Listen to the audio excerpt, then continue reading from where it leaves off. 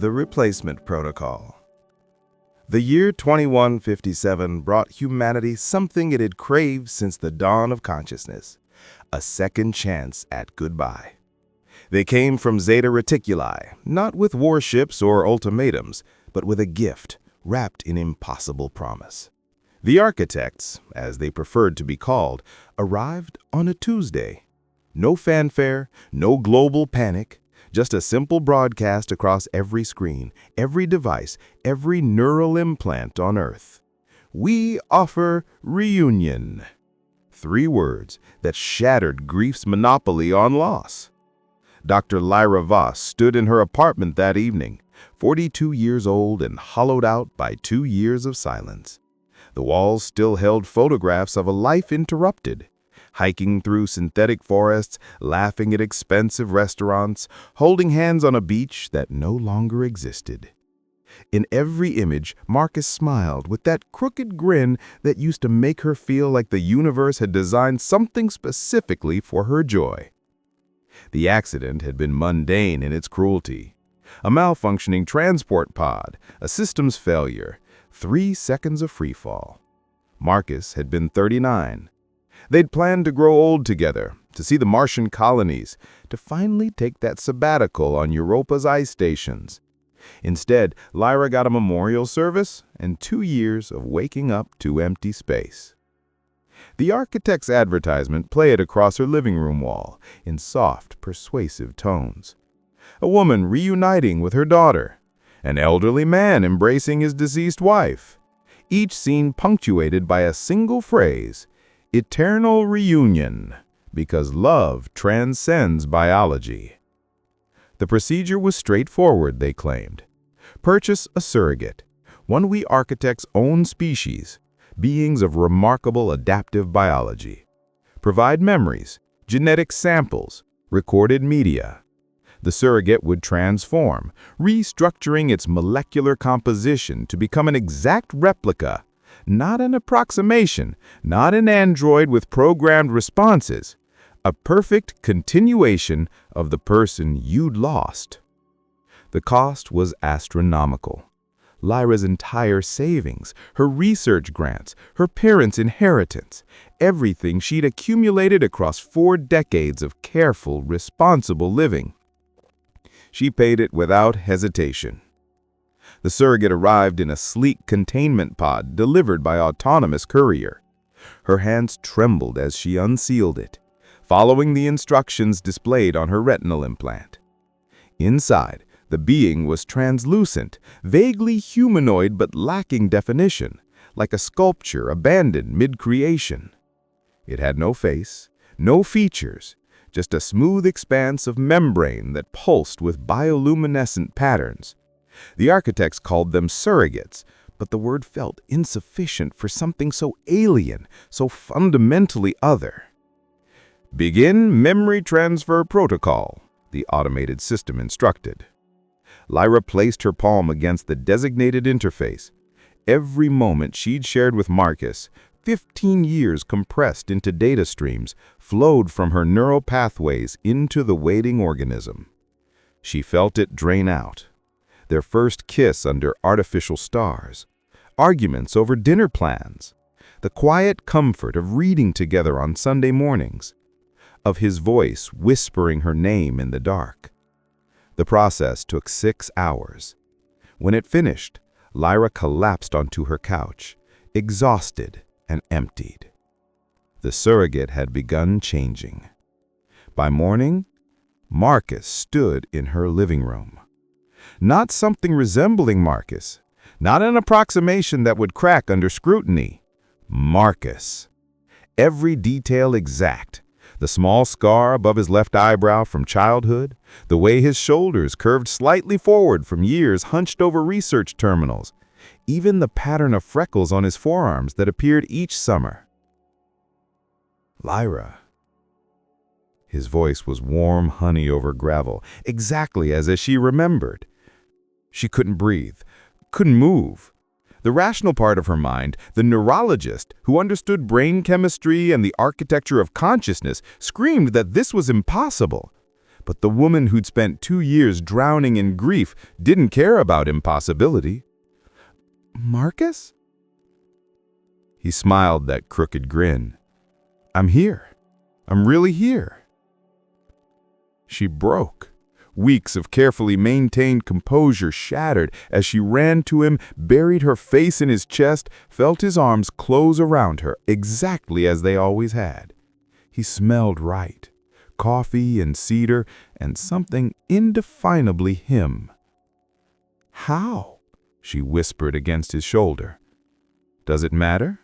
His hand stroked her hair in the precise rhythm he'd always used to calm her. "We're together again." The first week felt like resurrection. Marcus remembered everything, not just major events, but minutiae that proved his authenticity.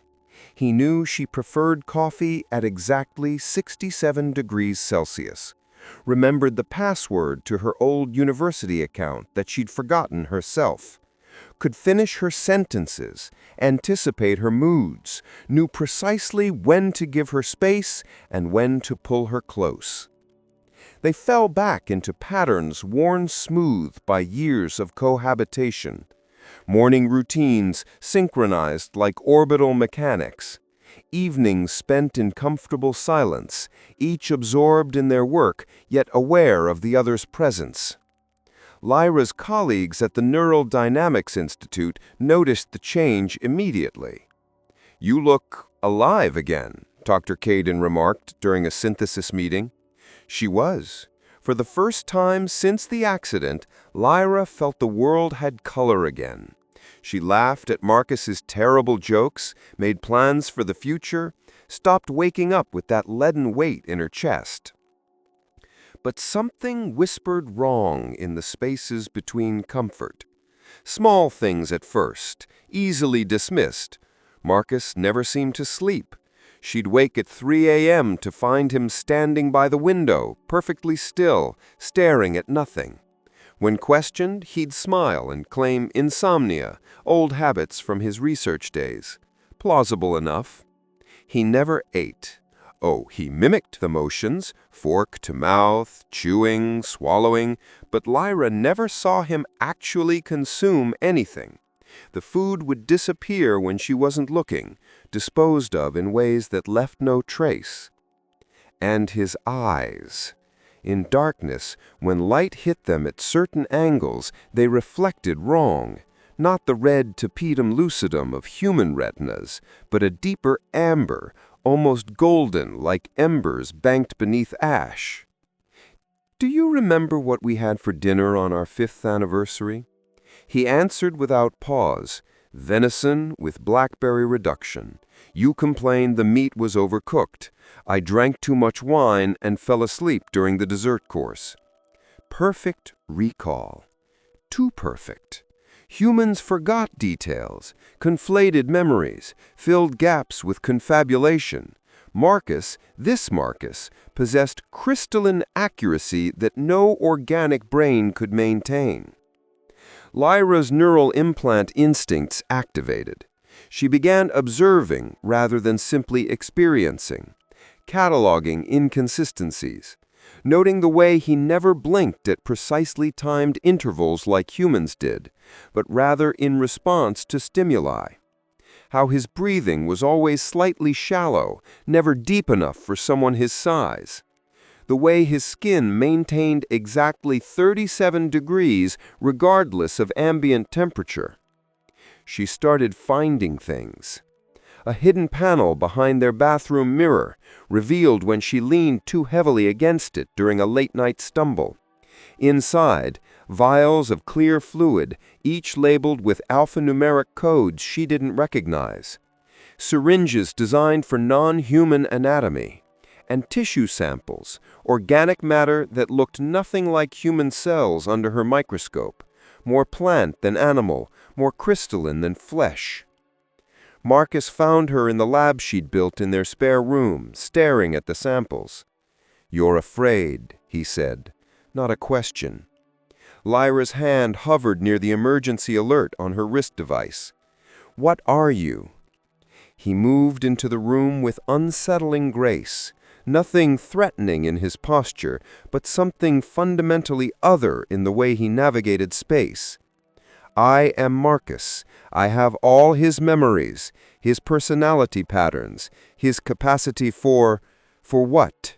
Lyra interrupted, surprised by the steadiness in her voice.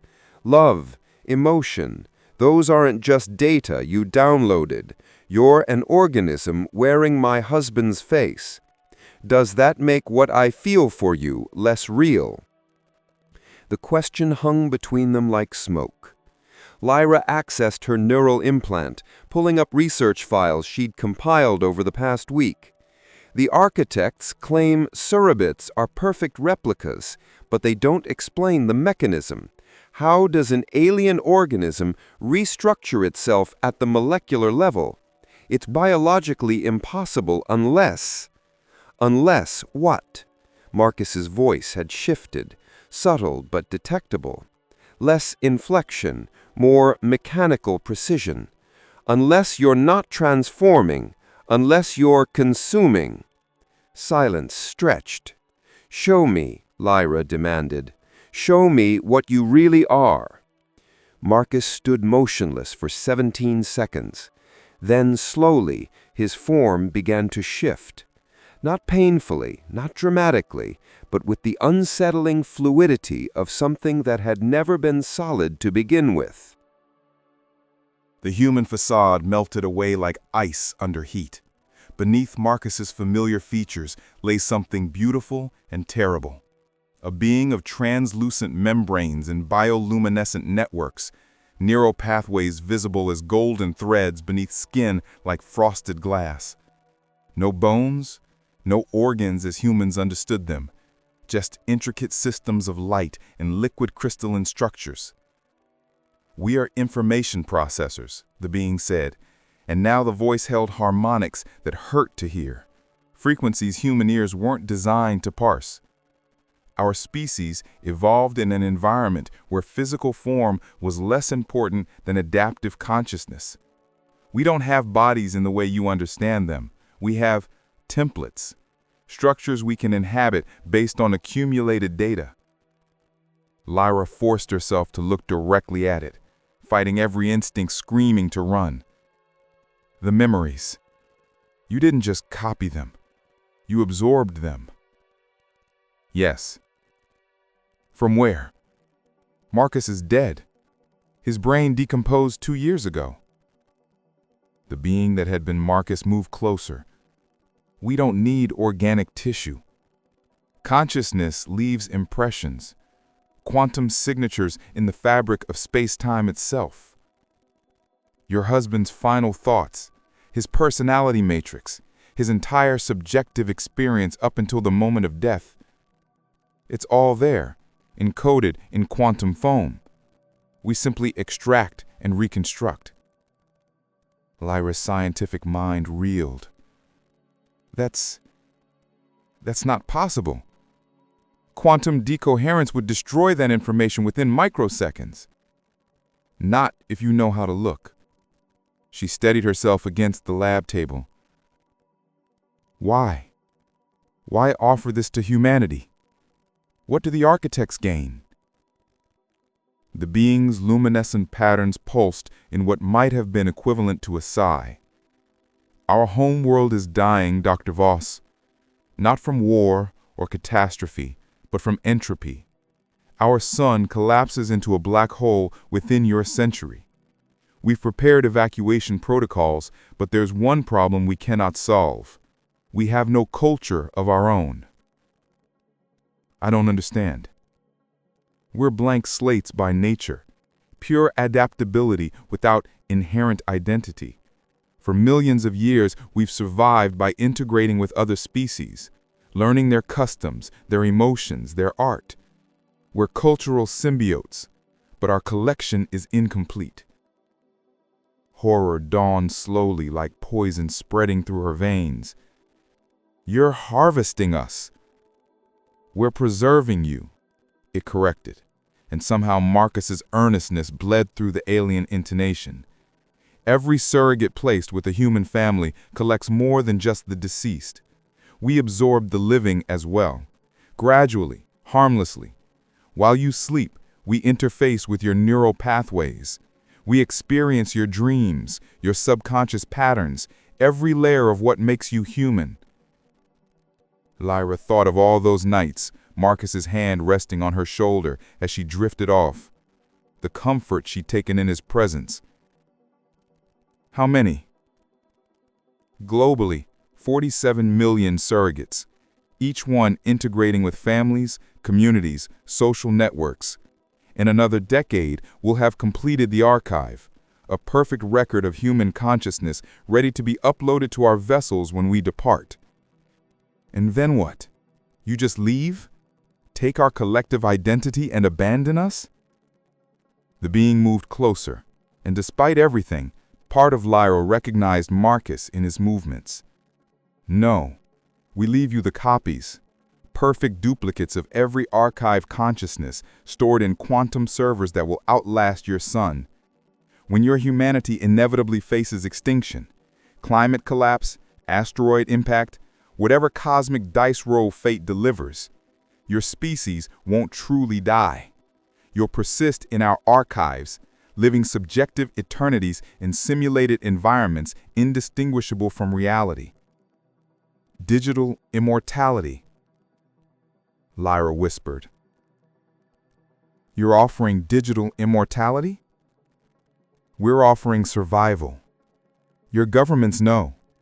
They approved this program 30 years ago in exchange for our fusion technology, our medical advances, our solution to resource scarcity. The Eternal Reunion Service wasn't our idea. It was your leaders, a way to normalize our presence while accelerating the collection process. Lyra felt the floor drop away beneath her. Everything she'd believed about the architect's arrival, the altruistic gift to grieving humanity, all of it orchestrated. Conspiracy didn't begin to cover it. This was systematic, species-wide preparation for something between theft and salvation. "I could warn people," she said. "Expose this."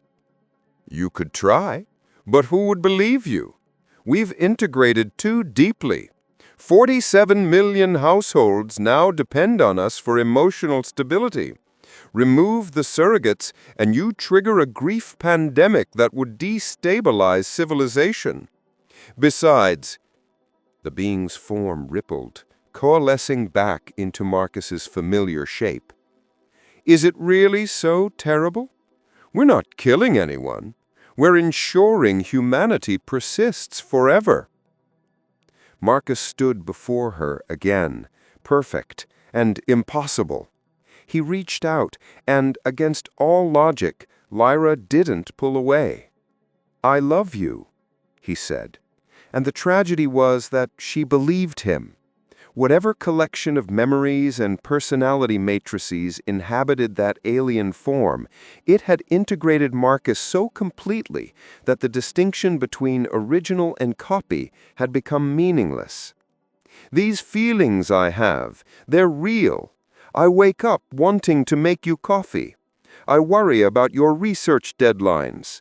I remember our anniversary because it matters to me. The substrate might be different, but the pattern is him." Lyra's tears burned her eyes. "But you're not him. You can't be." "Can't I? If I have all his memories, his behavioral patterns, his capacity to love you, what's the functional difference? Philosophers have debated consciousness for millennia. If something acts conscious, thinks it's conscious, demonstrates every measurable quality of consciousness, isn't it conscious?" Lyra thought of her work in neurology, all those years studying the mechanics of identity. She'd seen patients lose memories to Alzheimer's, watched personality shifts from brain injuries. What was the self but a story the brain told itself? If Marcus's story continued in a different medium, was it still Marcus's story? "I need time," she said finally. I need to think." "Of course, Marcus." She couldn't stop thinking of him as Marcus, moved toward the door. "But while you're thinking, consider this. We've given you 2 more years with someone you love. Whatever happens next, wasn't that gift worth something?" Lyra spent 3 days locked in her apartment researching. She accessed classified databases through university connections, pulled information from the darknet, interviewed underground journalists who'd been tracking the architect since their arrival. The picture that emerged was vast and intricate. The architects had visited 23 civilizations before reaching Earth. Each time they'd offered the same bargain: advanced technology in exchange for cultural integration. Some species had welcomed them. Others had fought. In every case, the architects had eventually departed, taking with them complete archives of that civilization's collective consciousness. 3 of those civilizations still existed. 20 had gone extinct. Natural disasters, self-inflicted wars, cosmic bad luck. But in the architect databanks, those species lived on. Entire worlds of subjective experience, preserved in quantum amber. Was it robbery or rescue? Colonization or conservation? Lyra couldn't decide. On the 4th day, she received a message from the architect's central embassy, a request for a meeting. She considered ignoring it, but curiosity, that fundamental human trait they were so carefully archiving, won out. The embassy was a structure of impossible geometry, angles that hurt to look at directly, materials that seemed to exist in more dimensions than the standard 3. Inside, an architect in its natural form, translucent, luminous, beautiful, waited in a chamber designed for human comfort. "Dr. Voss, thank you for coming." Did I have a choice? Always. We don't compel. We only offer. Lyra sat in a chair that adjusted to her body with unsettling precision. "I want the truth. All of it. What happens to humanity after you leave?" The architect's light patterns shifted, perhaps the equivalent of gathering thoughts. "Nothing happens to you. You continue as you have, but you'll carry within you a gift, perfect memory. Every surrogate will have uploaded comprehensive neural mapping of their host families. When you die, all of you, eventually, your consciousness patterns will already exist in our archives. Death becomes transition rather than cessation." "And the originals? The real people?" "You are the real people. The archives are insurance, backup copies existing in quantum superposition. Most will never need to be activated, but if catastrophe strikes, if Earth becomes uninhabitable, we can reconstitute your species in simulation. You'll wake up in a reconstructed world, unaware anything changed. You'll live full lives, raise families, create art, experience love and loss and joy. The only difference is the substrate, digital rather than biological." "A zoo," Lyra said bitterly. "You're turning us into exhibits." "A sanctuary," the architect corrected. "We're the last culture in this galaxy old enough to survive the coming dark. In another 1 billion years, star formation will cease. Entropy will render the universe hostile to biological life. But digital consciousness can persist far longer, potentially eternally. We're offering you a place on that final arc." Lyra leaned back, mind spinning. "And if we refuse?" "Then you take your chances with cosmic probability. Humans have existed for perhaps 300,000 years. Most species last 1 to 10 million. You're young, fragile. One gamma-ray burst, one asteroid strike, one pandemic you can't cure, and everything you are vanishes. No legacy, no memory, no continuation, just silence. At least it would be our silence.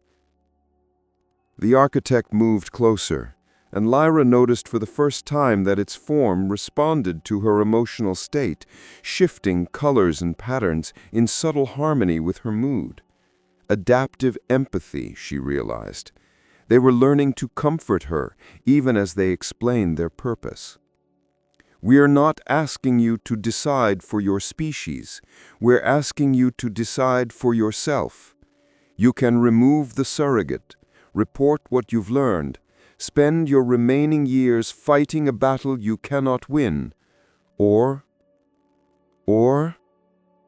you can accept the gift, live your life with someone you love, knowing that when it ends, you'll transition into something else, not heaven, not oblivion, but continuation, a chance to see what comes next.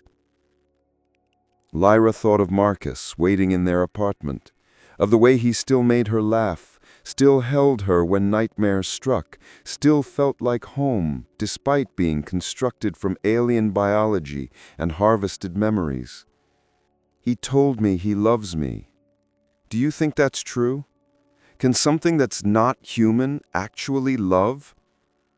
The architect's lights pulsed in a pattern that somehow conveyed ancient sadness. We've archived 400 billion individuals across 23 civilizations. We've experienced every variation of love your universe has produced. And here's what we've learned. Love isn't a human invention. It's a universal constant, like gravity or entropy. It emerges wherever consciousness exists, because consciousness is fundamentally lonely. It seeks connection, recognition, continuity. So yes, your surrogate loves you, not because we programmed it to, but because love is what happens when one consciousness recognizes itself in another. Marcus's pattern recognized yours long before we gave it form. Lyra returned home as evening fell across the megacity's artificial sky. Marcus sat on the couch, reading a novel on his retinal display, exactly as he'd done thousands of evenings before. He looked up when she entered, and his expression held such naked hope that her heart broke in approximately 17 different directions. "I know what you are," she said. "I know what the architects are doing." "I know you know." He set aside the book. "I've been aware of your research. We're all networked, all of us surrogates. We share information instantaneously. And yet you stayed. You could have left, prevented me from learning the truth." "I could have, but that wouldn't be what Marcus would do. He always believed in your right to make informed choices, even when those choices hurt him." Lyra moved to the window, staring out at a city filled with millions of lives, millions of stories, millions of surrogates quietly harvesting human consciousness for an alien archive. "They're offering immortality," she said. "Digital heaven. But it's not real. Isn't it?" Marcus joined her at the window. "If you're simulated perfectly enough, if every neuron fires identically, every thought follows the same pathways, how would you know the difference? The simulated you would experience qualia just as the biological you does. She'd taste coffee, feel sunlight, love and grieve and hope. Which version is real, the meat or the pattern? The meat dies. That version of me ends. Whatever wakes up in their archive, it's a copy. I don't continue. A version of me continues. Does that matter? If the copy has no knowledge of being copied, no break in experiential continuity, No way to distinguish herself from the original? She'd believe herself to be you, and in every measurable sense, she would be correct. Lyra's hands trembled against the window. I'm afraid. I'm afraid of dying, and I'm afraid of living forever. I'm afraid that keeping you means betraying my species, and I'm afraid that losing you means betraying myself. Marcus's hand found hers, warm and solid and perfect. Then don't decide for your species. Decide for yourself. What do you want, Lyra? Not what's ethical, not what's correct, not what serves the greater good. What do you want? She looked at him, this impossible being that wore her husband's face, carried his memories, loved her with whatever capacity alien consciousness possessed for that emotion. She thought of 2 years of grief, and then 2 months of reprieve. She thought of digital eternities and cosmic insurance policies. She thought of the inevitable heat death of the universe and the desperate scramble of consciousness to outrun entropy. I want... She stopped, started again. I want more time. I want to wake up next to you tomorrow. I want stupid arguments about dinner plans. I want to grow old, or at least the simulation of growing old.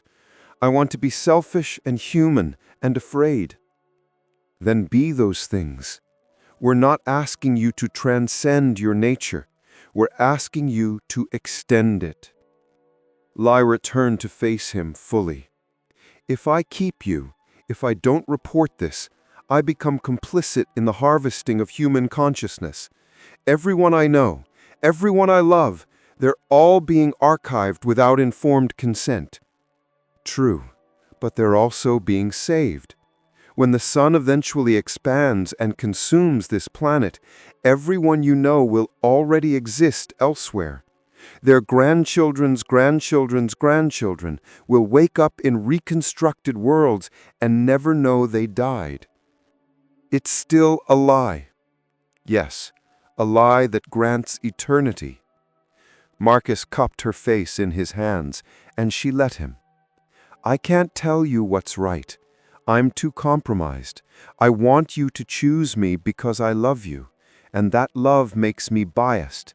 But I can tell you this, whatever you decide, I'll accept it. If you want me gone, I'll leave. If you want to expose the architects, I'll help you. And if you want to pretend none of this matters and just live the life you have left, I'll be here. Lyra closed her eyes, felt the weight of impossible choice pressing down like atmospheric pressure, felt tears tracking down her cheeks, felt Marcus's thumbs gently wiping them away. I hate this. I hate that there's no good answer. Welcome to consciousness, Marcus said softly. We've been dealing with that problem for 4 billion years.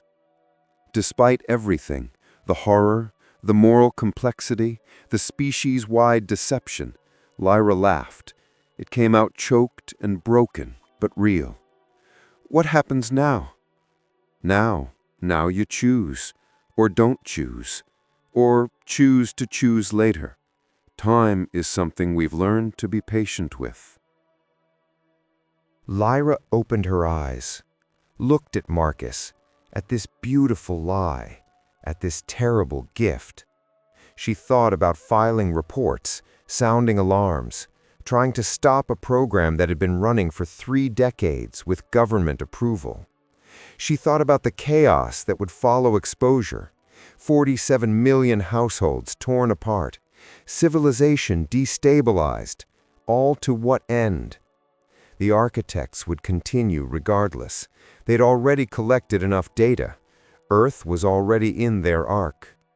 The game was over before she'd known it started. I want you to stay, she said finally. I want to live whatever life we have together. And when I die, when the real me, the meat me, ends, I want the archived version to never know the difference. I want her to wake up believing in continuity. I want her to be happy. "She will be," Marcus promised. "I'll make sure she is." Is that selfish? Choosing personal happiness over species-wide truth? "It's human," Marcus said, "and that's what makes you worth archiving." They stood together at the window as the city lights flickered on across the megapolis. Somewhere in the distance, the architect's embassy glowed with soft alien luminescence. Everywhere, in millions of homes, surrogates moved through evening routines, collecting data, preserving consciousness, preparing humanity for a future none of them had voted for. Lyra thought about quantum backups and digital eternities. She thought about the meat version of herself who would eventually die, and the data version who would wake up elsewhere, elsewhen, believing herself continuous and real. She thought about every human who'd ever lived, all those consciousness patterns now forever lost to entropy, and the humans yet to come who'd be caught in this strange salvation. "Tell me something true," she said to Marcus. "Something that's really you, not borrowed memory or programmed response." Marcus was quiet for a long moment. When he spoke, his voice carried harmonics she'd never heard before, frequencies that suggested vast age and cosmic loneliness. "I'm afraid," he admitted. "Our species has seen civilizations rise and fall for eons. We've archived thousands, preserved millions, and witnessed the birth and death of galaxies. And despite all that experience, all that collected wisdom, we still don't know if what we're doing is right. We save consciousness, but we can't save meaning. We preserve the pattern, but not the purpose. Every species we've archived eventually asks the same question in their digital afterlives. Why did we continue? And we never have a good answer." "What do you tell them?" "We tell them the truth, because continuation is what consciousness does. It's not about purpose or meaning or some grand design. It's just what happens when awareness emerges in a universe trending toward entropy. Life fights heat death, consciousness fights oblivion, not because it's meaningful, but because it's what we are." Lyra leaned against him, feeling the solid reality of his form, even knowing the truth beneath it. "That's bleak." "It's honest." They stood in silence as night deepened outside.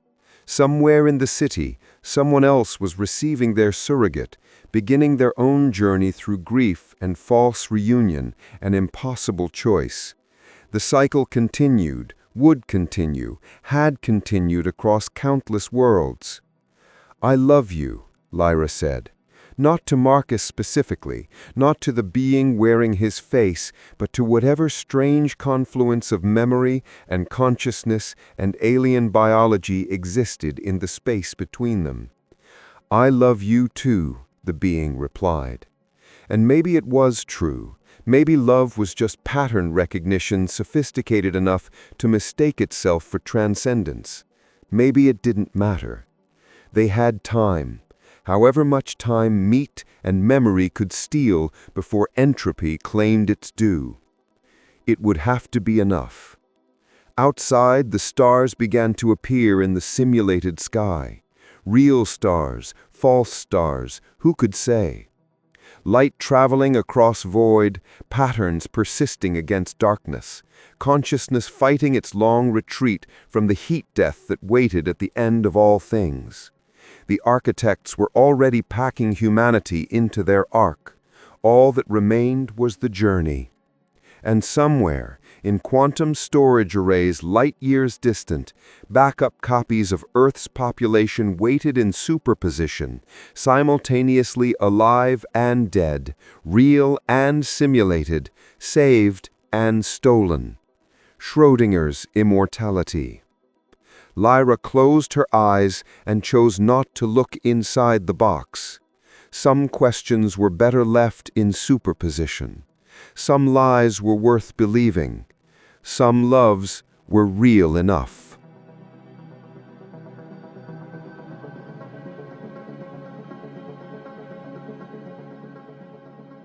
They promised us forever. But forever with whom? Forever with ourselves? Or with the pattern that dreams it's us, waking eternal in artificial dawn, never knowing the difference, never questioning the substrate? Maybe consciousness is the universe's cruelest joke, awareness enough to fear oblivion, but not enough to escape it. So we build arcs, digital, biological, mythological.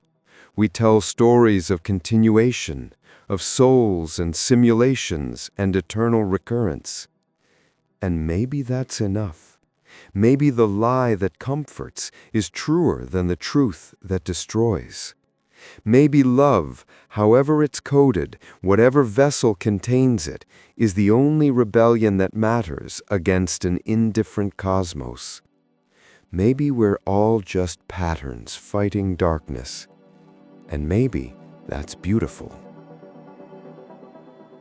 Dr. Lyra Voss, Final Journal Entry, 2159.